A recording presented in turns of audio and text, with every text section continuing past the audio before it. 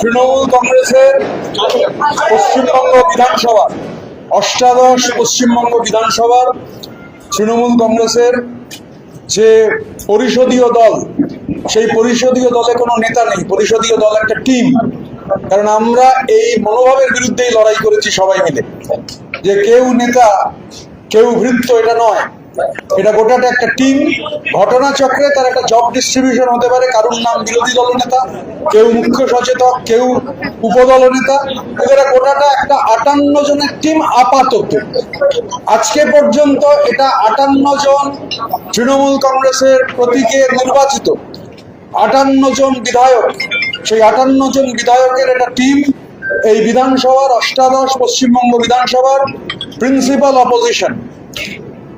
আমি বলছি আপাতত এই জন্য, কেননা আমি আরো দুজন আছেন যারা এই মুহূর্তে এখানে নেই, রাজ্যের বাইরে আছেন। তারা তাদের যে বক্তব্য সেটা জানিয়ে দেবেন। তো 60 হবে, সেই দুজনের সম্মতি যেহেতু আছে তাই আমি 60 বললাম। তবে সেটাও আপাতত। আমি এখানে আমাদের বর্ষিয়ার নেতা, আমাদের সবার অভিভাবক, বহুবারের বিধায়ক শ্রদ্ধেয় শ্রী সমর মুখার্জি এখানে উপস্থিত রয়েছেন। আমাদের সঙ্গে কানাইয়ালাল আগরওয়াল রয়েছেন। আমাদের সঙ্গে রাজ্যের প্রাক্তন মন্ত্রী শ্রী গোলাম রব্বানী রয়েছেন। আমাদের নিয়ামতদা রয়েছেন, নিয়ামত শেখ। আমাদের ইমানি বিশ্বাস রয়েছেন। আমাদের পরিষদীয় দল এই জব ডিস্ট্রিবিউশন যে করেছে, চিফ হুইপ হিসেবে আমরা চিঠিও দিয়েছি। রঘুনাথগঞ্জের জনপ্রিয় বিধায়ক আকরুজ্জামান, তিনি চিফ হুইপের দায়িত্ব পালন করবেন। এবং ডেপুটি লিডার হিসেবে 4 জনকে আমরা ঠিক করেছি, তারা ডেপুটি লিডারের ভূমিকা পালন করবেন। রাজ্যের প্রাক্তন মন্ত্রী, বহুবারের বিধায়ক, বর্ষিয়ান রাজনীতিবিদ শ্রী জাভেদ আহমেদ খান, রাজ্যের প্রাক্তন মন্ত্রী শ্রীমতী সাবিনা ইয়াসমিন, রাজ্যের প্রাক্তন মন্ত্রী শ্রীমতী শিউলি সাহা এবং সন্দীপন সাহা। এরা 4 জন ডেপুটি লিডারের হিসেবে ভূমিকা পালন করবেন। আমরা 58 জন বিধায়ক শুরুতেই বলেছি আপাতত তাদের সই করা সমর্থন, সেই সমর্থনের চিঠি রাজ্য বিধানসভার মাননীয় অধ্যক্ষকে আজকে দিয়েছিলাম। প্রায় সিংহভাগ বিধায়কই সশরীরে উপস্থিত ছিলেন। শারীরিকভাবে খুব অসুস্থ, যেমন হামিদুল রহমান, আপনারা দেখিয়েছেন সংবাদ মাধ্যমে। হামিদুল্লাহ মিটিং আমাদের হওয়ার পর চলে যান, রথিনদাও মিটিং হওয়ার পর চলে যান। আজকে নবান্ন সভাঘরে সেখানে একটা মিটিং ছিল, মাননীয় মুখ্যমন্ত্রী তিনি প্রশাসনিক মিটিং। আমরা আপনাদের মাধ্যমে মাননীয় মুখ্যমন্ত্রীকে এই জন্য ধন্যবাদ জানাই যে তিনি সমস্ত বিরোধীদের ডেকেছিলেন। এবং এই যে 58 জন বিধায়ক আপাতত, যেমন হাওড়া গ্রামীণ জেলায় তৃণমূল কংগ্রেসের প্রতীকে নির্বাচিত হওয়া 9 জন বিধায়কের মধ্যে 8 জন এই মিটিংয়ে উপস্থিত ছিলেন। আমাদের দক্ষিণ 24 পরগনা জেলায় তৃণমূল কংগ্রেসের প্রতীকে নির্বাচিত হওয়া বিধায়কদের মধ্যে 15 জন এই মিটিংয়ে উপস্থিত ছিলেন। আমাদের কলকাতায় সন্দীপন, আমাদের এই 58 জনের মধ্যে সন্দীপন উপস্থিত ছিল।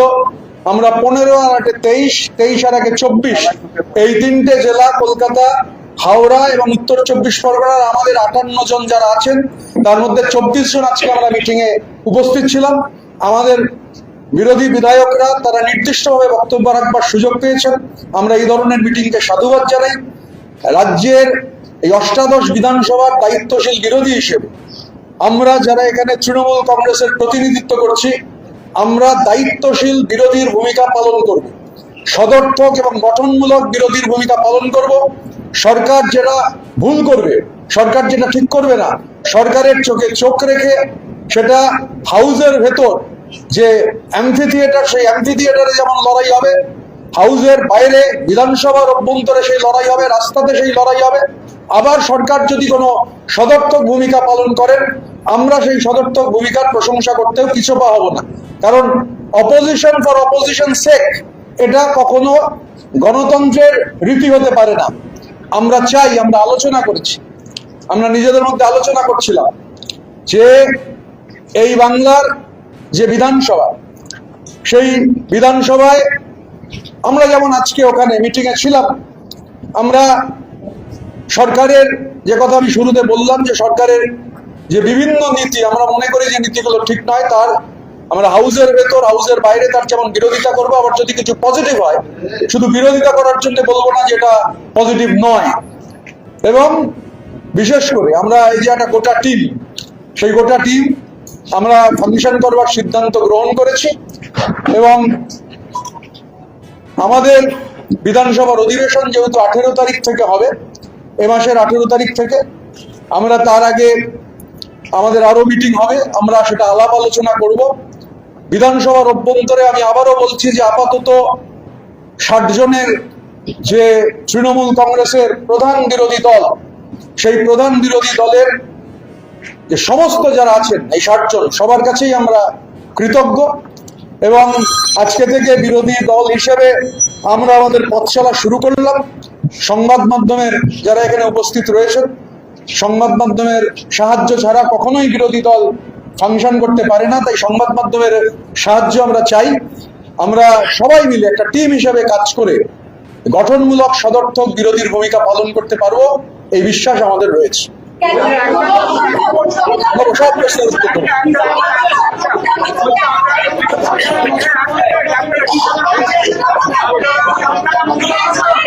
আমি এরকম হয়তো বলতে পারবো না, ওয়ান বাই ওয়ান।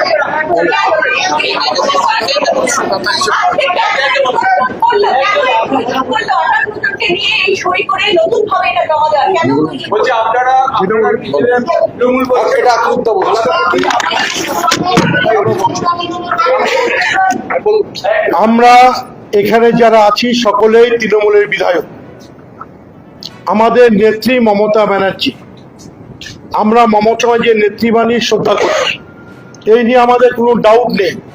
আজকে আমাদের এই জায়গায় আসতে হলো কেন? আমাদের নেত্রী আমাদের 2 বার ডেকেছে, আমরা সমস্ত বিধায়ক সেখানে গেছি, কিন্তু সঠিকভাবে আমাদের পরিষদ দল নেতা সেখান থেকে তারা যে প্রসেসে করতে হয় সেখানে ব্যর্থ হয়েছে। তৃণমূল কংগ্রেস আজকে বাজারে হাস্যের প্রতীক হয়ে দাঁড়িয়েছে যে তৃণমূল একটা বৃহত্তম রাজনৈতিক দল, যে দল পরিষদীয় রীতিনীতি জানে না, কিভাবে তাদের দল নেতা অর্থাৎ পরিষদ দল নেতা করতে হয় সেখানে ব্যর্থ হয়েছে।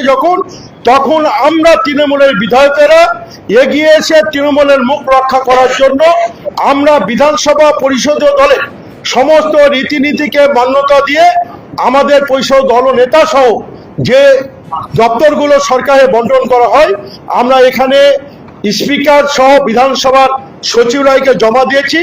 ওনারা সেটা পরীক্ষা নিরীক্ষা করে মান্যতা দিয়ে আমাদের স্বীকৃতি দিয়েছেন। আমরা আমাদের নেত্রী মমতা ব্যানার্জির কাছে আমাদের আবেদন, আমাদের এই পরিষদ দলকে উনি স্বীকৃতি দিয়ে আমাদের অ্যাডভাইস হিসাবে উনি আমাদের পরিচালনা করুন, ওনাকে আমরা নেত্রী হিসাবে মান্যতা দেবো, এটা আপনাদের মাধ্যমে পরিষ্কার বাংলার মানুষের জানিয়ে দিতে চাই। আমাদের নেতা মমতা ব্যানার্জি, অভিষেক বন্দ্যোপাধ্যায় নয়। আমরা মাননীয়া মমতা বন্দ্যোপাধ্যায়কে আমাদের প্রধান পরামর্শদাতা হিসেবে থাকবার জন্য অনুরোধ জানাচ্ছি। আমি আবার বলছি, আমি মাননীয়া মমতা বন্দ্যোপাধ্যায়কে আমাদের এই পরিষদীয় দলের প্রধান পরামর্শদাতা হিসেবে থাকবার অনুরোধ জানাচ্ছি। তিনি থাকুন আমাদের পরামর্শদাতা হিসেবে। আমরা নিশ্চিতভাবে তার পরামর্শ পেলে আমরা গঠনমূলক এবং সদর্থক বিরোধী ভূমিকা ভালোভাবে পালন করতে পারবো, এ নিয়ে কোনো সংশয় নেই। তিনি থাকুন আমাদের পরামর্শদাতা হিসেবে, আমরা তার কাছে অনুরোধ জানাই। এবং আমরা যে কথা শুরুতেই বলেছি যে আমরা এই বিধানসভার অভ্যন্তরে সদর্থক এবং গঠনমূলক বিরোধীর ভূমিকা পালন করব। বিজেপির সঙ্গে চোখে চোখ রেখে আমরা কোনো অবস্থায় কোনো বিলে যখন ভোট হবে, আমাদের যদি মনে হয় আমরা বিলের বিরুদ্ধে ভোট দেবো তো বিলের বিরুদ্ধে ভোট দেবো, ওয়াকআউট করে অন্য কাউকে সুযোগ সুবিধা করে দেবো না। বিজেপি বিরোধিতার প্রশ্নে আমি আবারও বলছি যে হয় বিলকে সমর্থন দেবো বা বিলকে বিরোধিতা করবো, কিন্তু এই অবস্থা হবে না যে ওয়াকআউট করে গিয়ে অ্যাবসলিউট নাম্বার কমিয়ে দেবো। এটা এই রাজনীতি আমরা করব না। স্বাভাবিকভাবে সদর্থক এবং গঠনমূলক ভূমিকা আমরা পালন করতে চাই। এবং অনেকে জিজ্ঞাসা করছিলেন যে অভিষেক বন্দ্যোপাধ্যায়ের কি একটা চিঠির কথা। এই অষ্টাদশ পশ্চিমবঙ্গ বিধানসভার সঙ্গে অভিষেক বন্দ্যোপাধ্যায়ের কোনো সম্পর্ক নেই। অভিষেক বন্দ্যোপাধ্যায়ের সঙ্গে অষ্টাদশ পশ্চিমবঙ্গ বিধানসভার দূর দূরান্তের কোনো সম্পর্ক নেই। আমরা তৃণমূল কংগ্রেসের প্রতীকে 80 জন বিধায়ক তারা নির্বাচিত হয়েছেন, তার মধ্যে 60 জন বিধায়ক আপাতত মনে করেছেন রীতিনীতি মেনে যে এটাই হচ্ছে এই অষ্টাদশ বিধানসভার ভেতরে প্রিন্সিপাল অপোজিশন, এবং আমরা তৃণমূল কংগ্রেসকে রিপ্রেজেন্ট করছি। আমরা তৃণমূল কংগ্রেসের প্রতিনিধি হিসেবে এখানে রয়েছি, এবং আমাদের চিফ হুইপ রাজ্যের প্রাক্তন মন্ত্রী একাধিকবারের বিধায়ক শ্রী আকরুজ্জামান যে কথাটা বললেন সেটাই হচ্ছে মূল কথা। আমরা অনুরোধ করব যে মাননীয় মমতা বন্দ্যোপাধ্যায়কে আমাদের পরামর্শদাতা হিসেবে থেকে আমাদের গাইড করবার জন্য, তার গাইডেন্স নিয়ে আমরা আমাদের বিধানসভা এলাকার মানুষের মতামতকে নিয়ে কিভাবে উন্নয়ন করা যায়, কারণ মানুষ হচ্ছেন সব থেকে বড় প্রায়োরিটি। আমরা নিশ্চিতভাবে আমাদের এই কথাগুলো রাজ্য প্রশাসনের কাছে দাবি জানাবো যে আমাদের বিভিন্ন যে জেলা রয়েছে যেখানে বিরোধী বিধায়করা রয়েছেন, সেই জেলাগুলোতে প্রয়োজনে প্রশাসনের সঙ্গে বিরোধী বিধায়কদের আমাদের মনে হয়েছে আজকের মিটিং থেকে যে অনুরোধ করতে হবে প্রশাসনের সঙ্গে বিরোধী বিধায়কদের মিটিং প্রয়োজন, এবং আমরা এটা নিশ্চিত করতে পারি আমাদের এই যে 60 জনের ব্লক বিরোধী বিধায়করা যারা আছেন তারা এই ধরনের অ্যাডমিনিস্ট্রেটিভ মিটিং এ উপস্থিত থাকবেন, তারা এই ধরনের প্রশাসনিক যে সভাগুলো হবে, কারণ আমরা আমাদের মানুষের কাছে দায়বদ্ধ, আমাদের ইলেকটোরেটের কাছে দায়বদ্ধ তাদের উন্নয়নের প্রশ্নে। দেখুন আমরা আজকে যেটা হয়েছে যে 28,25,000 অ্যাকাউন্টে যে টাকা ঢুকেছে, রাজ্য সরকার যেটা ঢুকেছেন আমরা তাকে সাধুবাদ জানাই, এটা পজিটিভ পদক্ষেপ। আজকে আমাদের বিধায়করা, বিশেষ করে দক্ষিণ 24 পরগনার সাগরের বিধায়করা, সেখানে যে সমস্যা পিএইচই দপ্তর, সেই দপ্তর নিয়ে বিধায়কদের যে অভিজ্ঞতা, সেই দপ্তর নিয়ে জল নিয়ে যে সমস্যা এবং জল ঢোকাতে গিয়ে রাস্তা কেটে রাস্তা বন্ধ হয়ে যাওয়া, আমরা সরকারকে ধন্যবাদ জানাবো, কারণ এটা আমাদের বিরোধী বিধায়কদের প্রস্তাব ছিল যে এই সমস্যা রয়েছে। মাননীয় মুখ্যমন্ত্রী ওখানে সাগরের জলের যে সমস্যা 10টা করে সাবমার্শালের আজকেই বলেছেন, এবং যে রাস্তাগুলো যে কাটা হয়ে গেছে মাঝখান থেকে, এই যে মাঝখান থেকে রাস্তাগুলো কাটা হয়েছে সেখানেও তিনি মিটিংটা লাইভ হয়েছে, সবাই দেখেছেন যে যার ঠিকাদারদের যে ডিপোজিট আছে সেই ডিপোজিটের টাকা থেকে অবিলম্বে আমাদের হাওড়া গ্রামীণ জেলার সভাপতি তৃণমূল কংগ্রেসের রাজা সেন বিধায়ক বাগনান, তিনি এটা তুলেছিলেন। খুবই একটা ইম্পর্টেন্ট এজেন্ডা।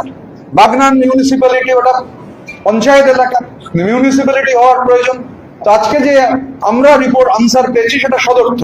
স্বাভাবিকভাবে প্রতিটা বিধানসভা ক্ষেত্র এবং প্রতিটা জেলায় যে জেলাগুলোতে আমাদের এই বিধায়করা রয়েছেন, আমরা সরকারের কাছে অবিলম্বে যত তাড়াতাড়ি সম্ভব এই দাবি জানাবো যাতে প্রশাসনিক মিটিংগুলোতে বিরোধী বিধায়কদের তাদের ইনক্লুড করা হয়, তাদের মতামত নেওয়া হয়। এটা খুব প্রয়োজনীয় এবং জরুরি। যারা দুর্নীতি করেছে তিনিও উল্লেখ করেছেন আপনার উলুবেড়িয়ার জায়গার, আপনি প্রশাসনের কাছে সেই দুর্নীতির তদন্ত নিয়ে চিঠি লিখে জানাবেন। এই যে ব্লক যারা আক্রান্ত রয়েছে আরো বিভিন্নভাবে আপনি বলছেন, তারাও কি একই রকম ভাবে প্রশাসনের কাছে দুর্নীতিতে সরব হবে? দেখুন, আমি যখন ওটা বলেছিলাম, আমি ইন্ডিভিজুয়াল ঋতব্রত বন্দ্যোপাধ্যায় হিসেবে বলেছিলাম। ইন্ডিভিজুয়াল ঋতব্রত বন্দ্যোপাধ্যায় যা বলেছিল সেটা ইন্ডিভিজুয়াল ঋতব্রত বন্দ্যোপাধ্যায়ের দায়িত্ব, আমি সেটা থেকে সরছি না। কিন্তু যেহেতু আমরা এখনো মিটিং করিনি, মানে আমাদের পদক্ষেপ কি হবে, আমি টিম ফাংশনিং এর বাইরে এক পা বেরোবো না। কালকে মিটিং হওয়ার আগে আমি এই নিয়ে কোনো প্রশ্নের উত্তর দেবো না। ইন্ডিভিজুয়াল ঋতব্রত বন্দ্যোপাধ্যায়ের মতামত এটা গুরুত্বপূর্ণ নয়, গুরুত্বপূর্ণ হচ্ছে কালেকটিভের মতামত।